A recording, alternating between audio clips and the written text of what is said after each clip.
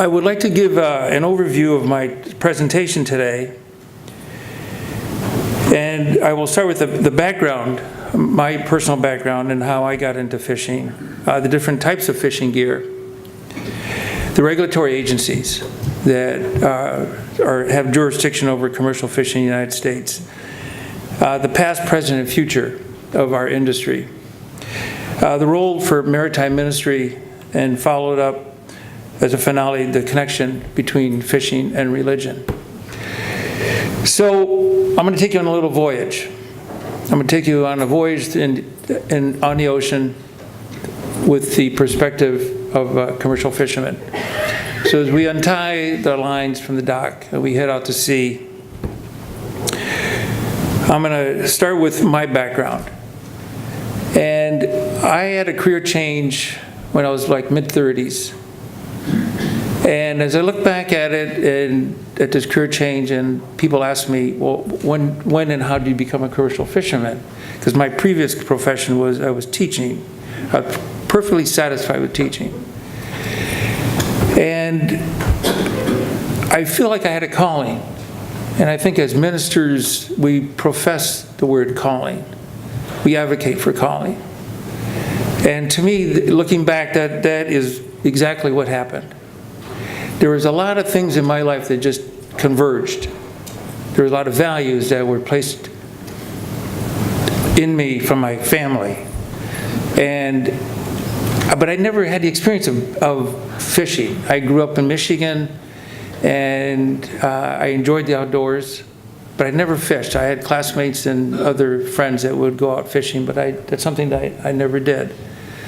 I'd rather go climb trees or do things at home. So it was at the school that I was teaching in Portola Valley, which I forgot to mention, I'm from Half Moon Bay, which is a small fishing and farming town just south of San Francisco. So a fellow teacher took me out fishing one day, and we launched from Half Moon Bay. And it was a pea soup fog. I mean, the visibility was, less than a quarter mile. And here we are out there in what I thought was the big blue ocean, but at the time was pretty gray. And we caught our limit of salmon. And to me, that just started filling my desire to become a commercial fisherman. And that was really one of the indicators that I felt like I would like to go, I'm entering into a calling. And then I think the final step that made me get into this calling was I was in January, and I was correcting final exams for my students. And I was sitting on a bench in Sausalito, and Sausalito is very adjacent. It's just on the north side of the Golden Gate Bridge. And I just so happened that these herring boats, these herring fishermen were coming in the morning because they were fishing that night. And they were coming in, and they set anchor. And I kind of watched this. I thought, this is very interesting that they come so close to the shore. So they set anchor, and then on the back deck comes out a Weber. In the Weber, they started charcoal. And then after that, they all started eating. And I thought, geez, this looks very interesting. So that was really the tipping point for me. I just wanted to inquire about fishing, and I started talking to a lot of people. And just about everybody that I talked to said, don't ever get into commercial fishing. And this was in the mid-'80s. And the mid-'80s was at a time when a lot of the regulatory agencies were starting to exercise their authority for all good reasons. And it was just at a time when there was a time of change, when you have an independent profession like commercial fishing with very little regulatory oversight. And all of a sudden somebody's telling you what to do. You can't go here, you have to use this kind of gear. You can only catch certain kinds of fish. It started having a bad taste, and it started creating a lot of tension amongst fishermen and regulatory agencies and a lot of NGOs. So I still pursued it. I felt like this is still something that I'm aware of the challenges of the downside, the dark side of commercial fishing, but I felt it's something that I wanted to do. So I bought an old 19-foot whaler, and that was my boat for a couple of years. And I didn't venture too far from the coast, from home, but I still managed to catch some fish. And I remember the very first day that I caught 100 pounds of rockfish, and I delivered it to a local restaurant. And I entered the door with the same day rockfish. I left out the door with $50 in my pocket. And I could not believe it. I was a very happy camper. So, and it was that type of relationship that I felt like I could start nurturing.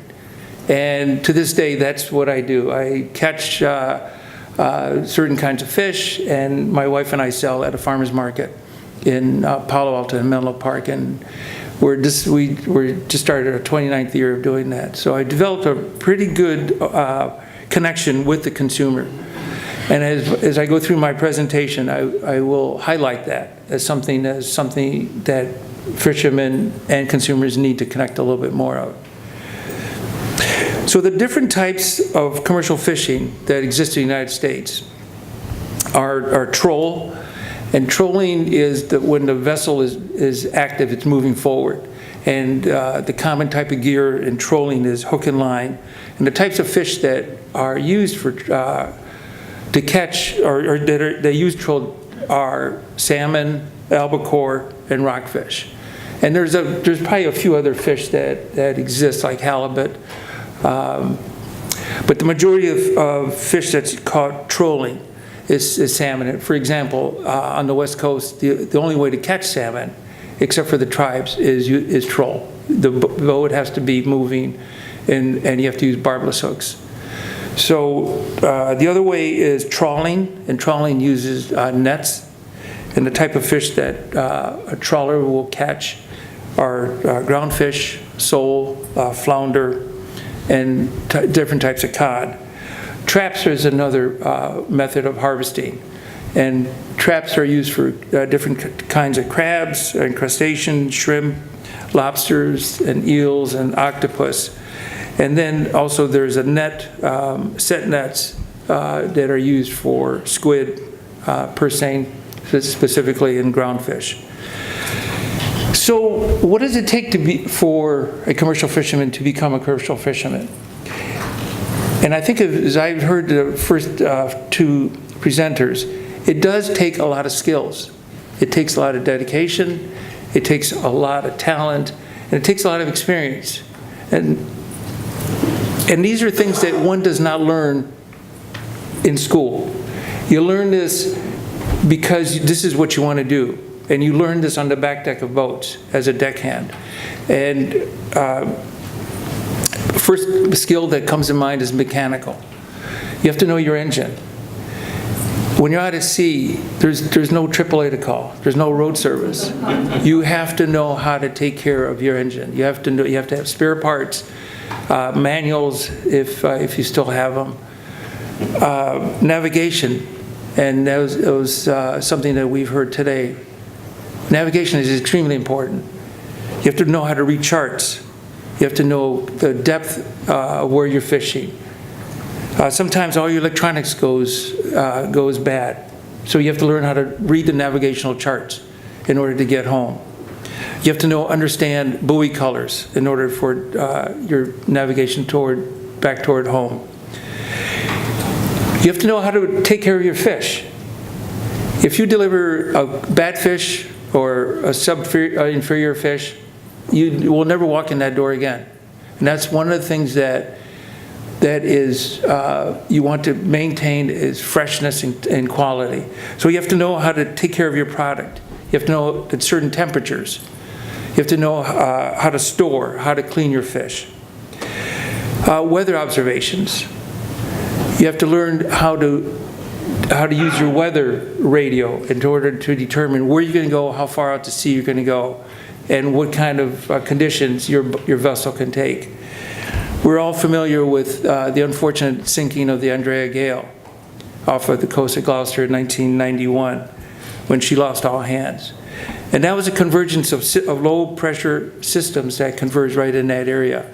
Even though they were trying to escape the oncoming storms, they're trying to find cold water, they still, unfortunately, sank. You have to know how to take care of your business.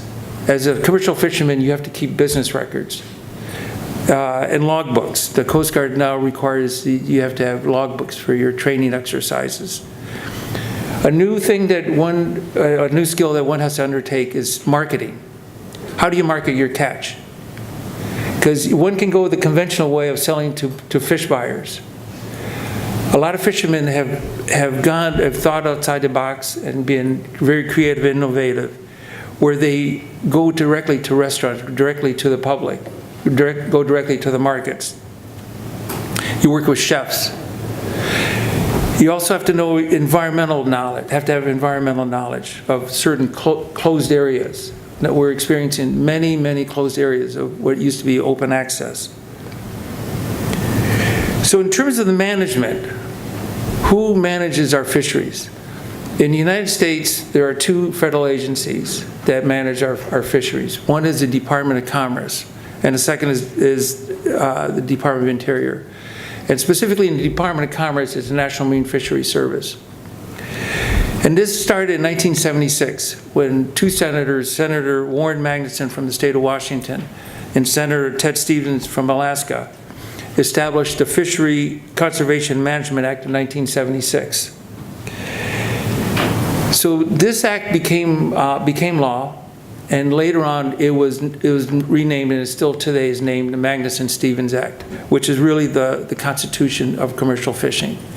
It has been amended several times over the years, and is really the keystone and primary law governing marine fisheries in the United States.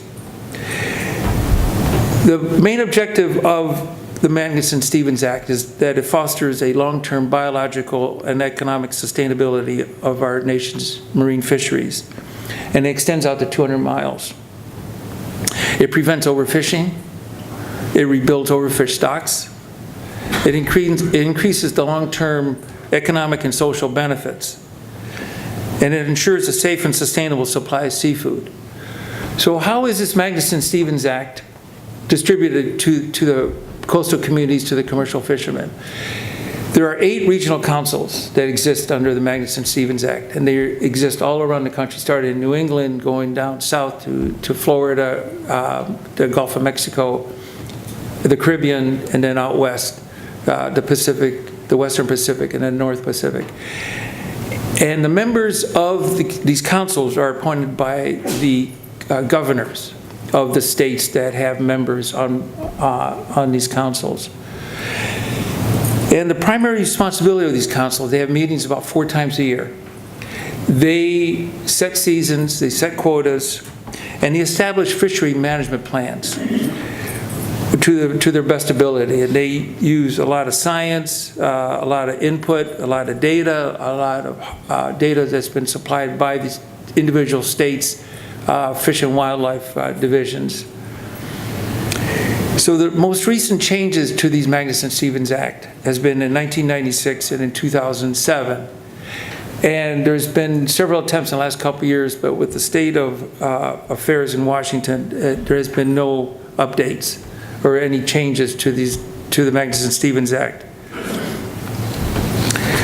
So we're still awaiting for that process to be undertaken. Following the establishment of the Magnuson-Stevens Act was the establishment of the Exclusive Economic Zone, the EEZ, signed by President Reagan in 1983. And this zone established a lot of the fishing rights and rights for other industries to have access to natural resources from 12 miles out to 200 miles. And this was done at a time when there was a lot of foreign fishing vessels coming into the United States territorial waters, and taking a lot of the fish resources back home, and not having any type of consideration for the sustainability of the marine resources for the U.S. fishermen and for the U.S. consumer. So nowadays, the EEZ has made it possible not only for the fishing industry, but for other industries like research, transportation, and sources of alternative energy to occur. Safety is another major issue that we're involved with. As we heard from Lieutenant Commander Luna, we have to have an inspection decal on our vessels, and this went into effect last October. And this is a result of the passage of the U.S. Commercial Fishing Industry Vessel Safety Act. So now we have to undergo an annual, the inspections occur every 5 years, but there are certain components of the safety program that expire, like flares or life rafts have to be recertified every year. And the safety decal covers your survival craft, your survival suits. You have to learn how to issue distress calls.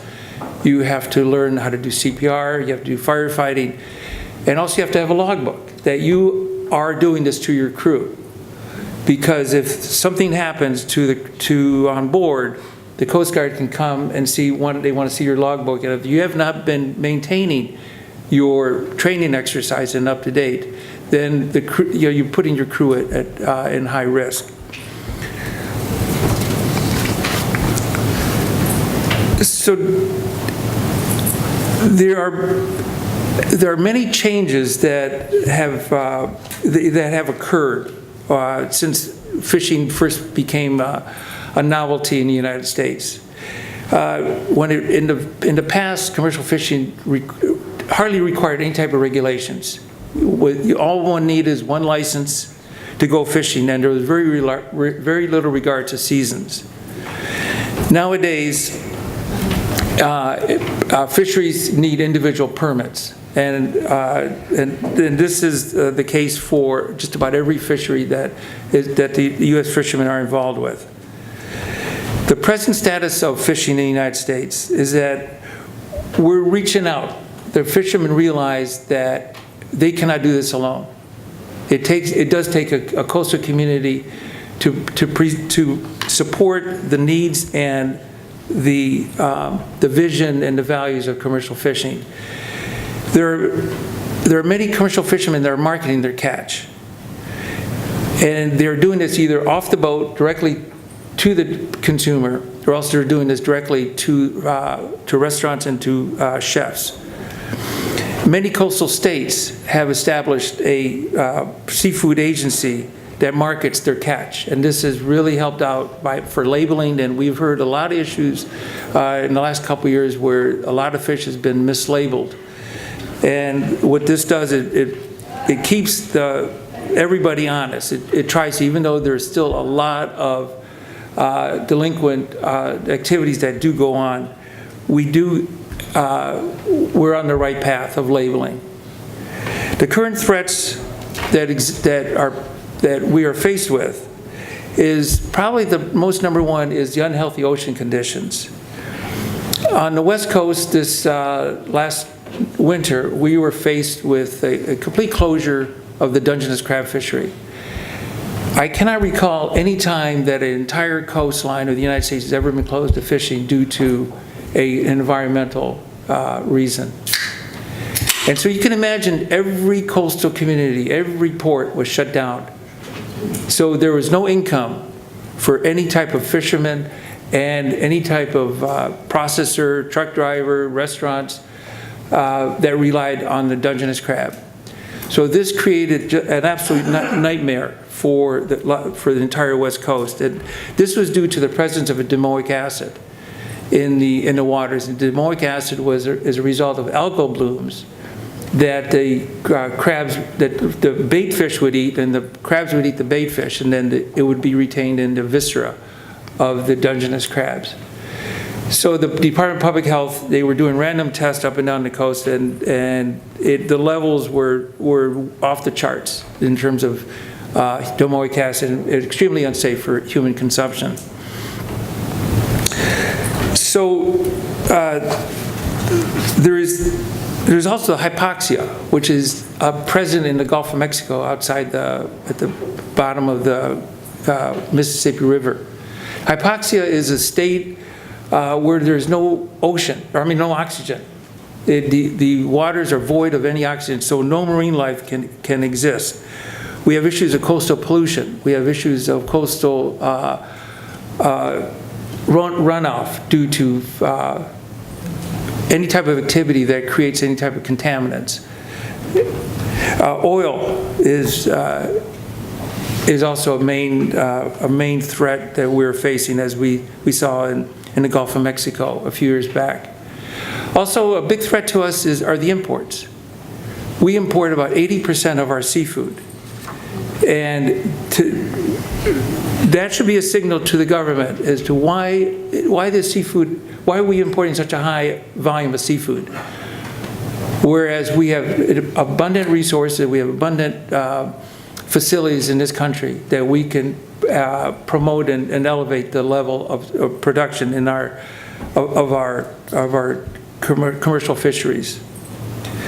The future of commercial fishing depends upon sustaining our resources, and it also depends on adapting to the changing ocean conditions. A lot of fisheries on both sides of the coast have been changed because of different ocean conditions, specifically warming waters.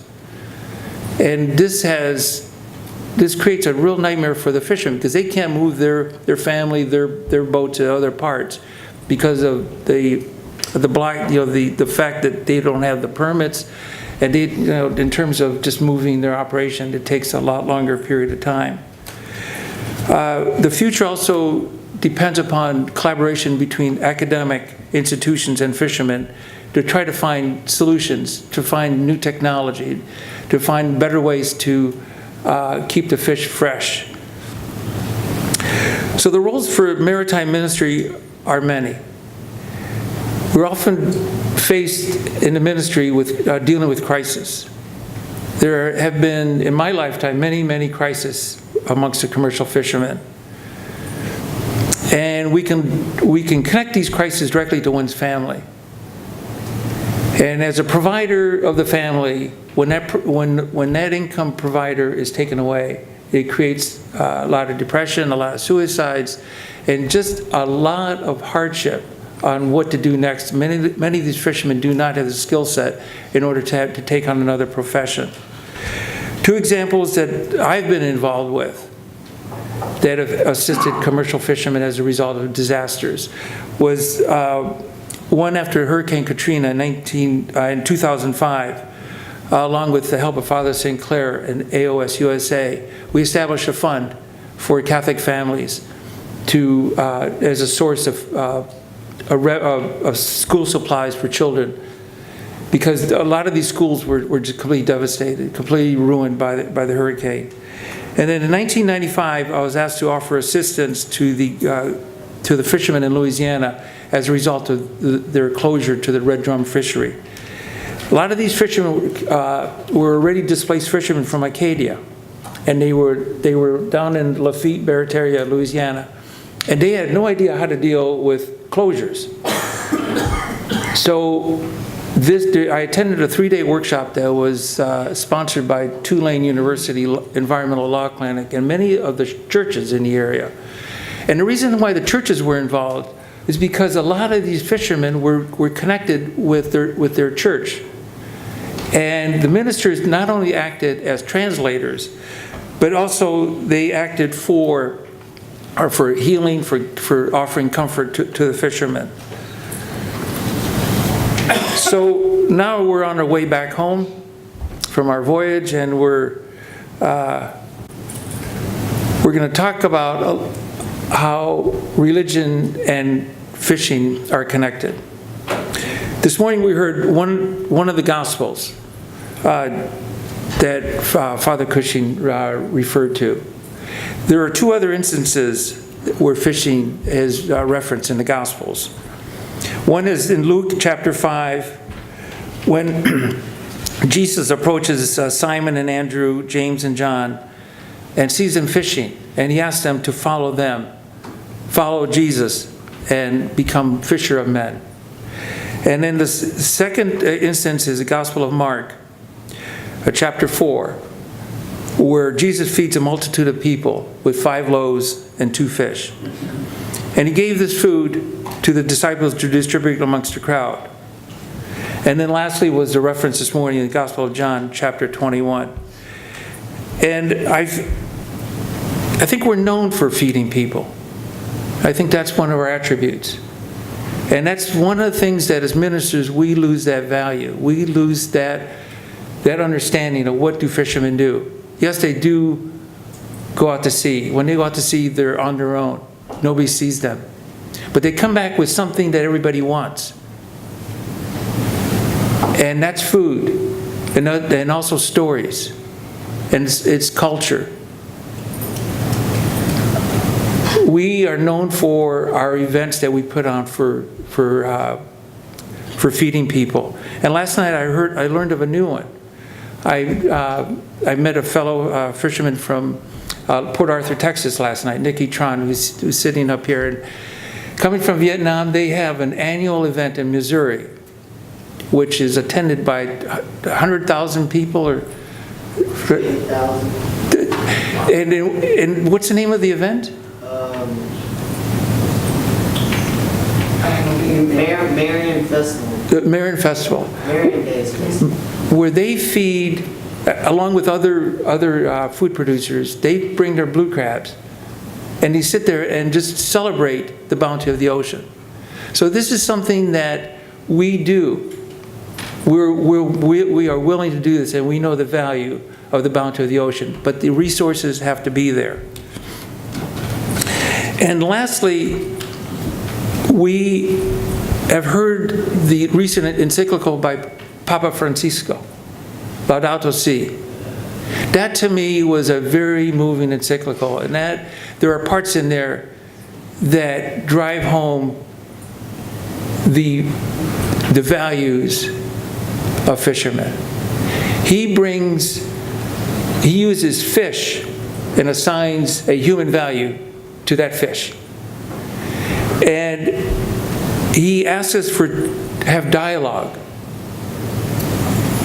and try to understand how we can mitigate the impacts that we are causing along the oceans and on our natural resources and our quality of life. He says, climate change is a global problem with grave implications: environmental, social, economic, political, and for the distribution of goods. It represents one of the principal challenges facing humanity in our day. He warns of an unprecedented destruction of ecosystems with serious consequences for us all. That is something that we really need to profess, because without the quality of the oceans, without the quality of the infrastructure of the coastal communities, fishermen are not able to provide. They're not able to provide the food. They're not able to provide income to their families. Pope Francis reminds us that human beings destroy the biological diversity in God's creation, that human beings compromise the integrity of the earth and contribute to climate change, stripping the earth of its natural forests or destroying its wetlands, that human beings pollute the water, soil, air. All these are sins. These references in the Gospels that I talked about and in the encyclical illustrate the importance of fish as food and are very significant and important in our lives today. Many times we take for granted that food will always be available and plentiful. Many times we do not understand how our food gets to our table. We do not understand the person that is behind that fish, or the family that go through a lot of distress and worry, knowing that that boat is out to sea and is extremely vulnerable to high risk. Often catching fish is a spiritual way of life and serves as a symbol of culture and heritage. So as we're ready to tie up the boat at the dock, I look back at my career and I think about the challenges and warnings that people gave me when I first started. Don't mess with our faith, don't mess with our fish, and don't mess with our oceans. So I hope that this boat ride was filled with lots of information, knowledge, and understanding as you go back to your communities and do what you do so well, because there is a big need for that. Because there are, I think as Carlene mentioned earlier, there are days that we catch zero. And there are days that we never come back. That's where you come in. And that is so important. So thank you for providing all the comfort and support to all the mariners that you encounter. Thank you.